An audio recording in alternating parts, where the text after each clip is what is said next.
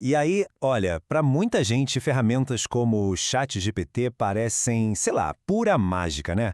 Mas a verdade é que tem muita engenharia por trás. Como é que os desenvolvedores fazem para controlar uma tecnologia tão, mas tão poderosa? É isso que a gente vai desvendar hoje. Vamos deixar a mágica de lado e entender as engrenagens dessa máquina. Bora lá? Então, nosso caminho vai ser o seguinte, bem direto. Primeiro, a gente encara a IA como se fosse um gênio da lâmpada, mas também vamos ver os limites dele. Depois, vamos falar da arte de controlar esse gênio e ver um exemplo prático, um assistente feito sob medida. Na sequência, abrimos a caixa de ferramentas dos desenvolvedores e, para fechar, chegamos no que realmente importa em tudo isso.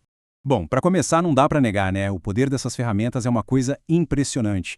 É muito fácil olhar para isso e pensar que é tipo um gênio da lâmpada mesmo, que está ali pronto para realizar qualquer desejo com um pedido simples. Olha só essa imagem. Ela mostra uma coisa que é fundamental para a gente entender como essa tecnologia toda se organiza. Sabe, ferramentas como o ChatGPT são só a ponta do iceberg. O que está na base de tudo são chamados Large Language Models, ou LLMs para facilitar.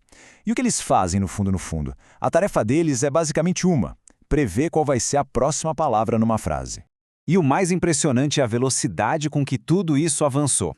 Pensa só, em 2019, ou seja, pouquíssimo tempo atrás, a própria OpenAI ficou com o pé atrás para lançar o GPT-2, que é tipo o avô do que a gente usa hoje. Eles tinham medo de como a tecnologia podia ser usada para coisas ruins. E agora, poucos anos depois, essa mesma tecnologia está aí, na mão de todo mundo. Só que aí que está o problema central. Esse tal gênio, ele não pensa de verdade, ele não raciocina. O que ele faz é refletir uma montanha de dados da internet com que ele foi treinado, e isso inclui tudo de ruim, como preconceitos. Ele não tem um senso do que é verdade ou mentira, pode alucinar, inventar fatos do nada, e não guarda uma memória real do que foi conversado. No fim das contas, ele é um imitador, não um pensador. Então a pergunta é, como é que a gente doma esse gênio que é super poderoso, mas ao mesmo tempo cheio de falhas? A resposta não é mágica, é pura engenharia. É ter uma abordagem bem disciplinada para guiar o comportamento dessa IA. E o primeiro pilar disso é o que a gente chama de engenharia de contexto. Pensa assim, é como se fosse o trabalho de dar a matéria-prima certa para a IA. A ideia é toda sobre projetar, estruturar e controlar o fluxo de informação que o modelo vai receber. É definir exatamente o que ele vai saber naquele momento específico. E essa imagem aqui ilustra isso muito bem. Olha só o que forma o tal do contexto. Não é uma coisa só, sabe? Pode ser as instruções do que fazer, a memória do que já foi conversado, informações que vêm de fora, tipo de documentos usando uma técnica chamada RAG e até outras ferramentas que o modelo pode usar para trabalhar. Beleza, o segundo pilar é a engenharia de prompt. Se o contexto é a matéria-prima, o prompt é o manual de instruções, a planta baixa do projeto. É a arte de criar os comandos que vão dizer para o modelo como ele deve pegar aquele contexto e gerar uma resposta. Esse fluxograma aqui mostra direitinho como isso funciona na prática. Uma aplicação pega um problema do nosso mundo e transforma ele num prompt bem montado. Esse prompt, então, funciona como uma ponte que guia o LLM para ele dar uma resposta que seja útil, que seja direcionada. Então, para ficar bem claro, vamos resumir. Engenharia de contexto é a matéria-prima, é o que o modelo sabe. Engenharia de prompt é o manual, a receita, é como o modelo deve agir. Um dá os dados, o outro dá as instruções. Simples assim. Certo, chega de teoria por um instante. Vamos ver como esses princípios todos funcionam na prática. A gente vai dar uma olhada num caso real, um assistente de IA que foi totalmente personalizado. Dá uma olhada nessa arquitetura. É de um assistente de inferência estatística. O desafio aqui era o seguinte: criar uma IA que não ficasse falando sobre qualquer coisa, mas que respondesse perguntas usando apenas o conteúdo de uma série de videoaulas. E esse diagrama mostra pra gente o esqueleto do sistema, como ele foi montado do início ao fim. Tudo começa num processo que a gente chama de offline, ou seja, antes mesmo de alguém fazer uma pergunta. O que acontece? Primeiro, o conteúdo de 25 vídeos de aula vira texto. Depois, esse textão todo é quebrado em pedacinhos menores. Cada pedacinho desses é transformado numa representação numérica. O nome técnico disso é embedding. E tudo isso vai para um banco de dados especial.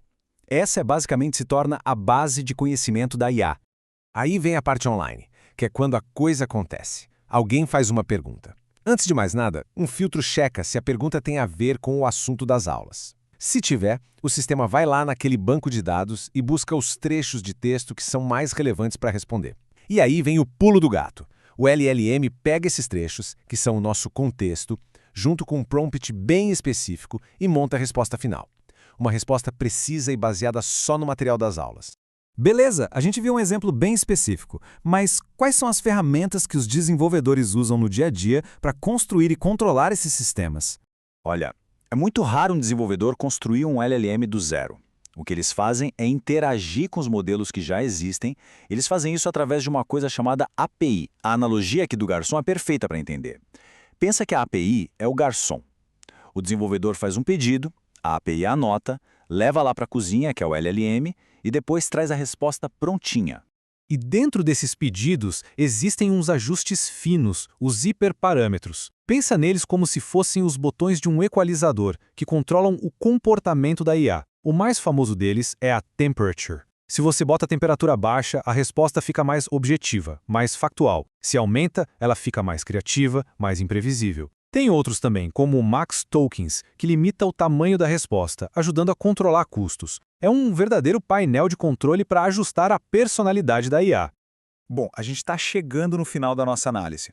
Depois de passar por tudo isso, o que fica? Qual é a lição mais importante que dá para tirar disso tudo? No fim das contas, tudo se resume a essa equação fundamental que está aí na tela.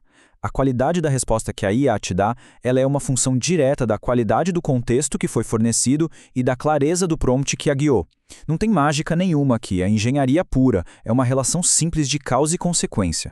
Isso leva a gente a dois princípios que são a base de tudo. O primeiro é aquela regra de ouro da computação. Lixo entra, lixo sai. Se o contexto for ruim ou não tiver nada a ver, a resposta vai ser ruim. Ponto. E o segundo princípio, as instruções importam, e muito. Você pode ter exatamente o mesmo contexto, mas se mudar o prompt, o resultado pode ser completamente diferente. E tudo isso deixa a gente com uma pergunta para pensar. Com a inteligência artificial cada vez mais presente na nossa vida, qual que vai ser o nosso papel mais importante nisso tudo? A gente vai ser só o usuário da ferramenta? Ou a gente vai ser quem constrói? Ou talvez o mais crucial de tudo, será que nosso papel é ser o arquiteto do conhecimento que alimenta e guia essa IA? A resposta que a gente der para isso vai definir o nosso futuro com essa tecnologia.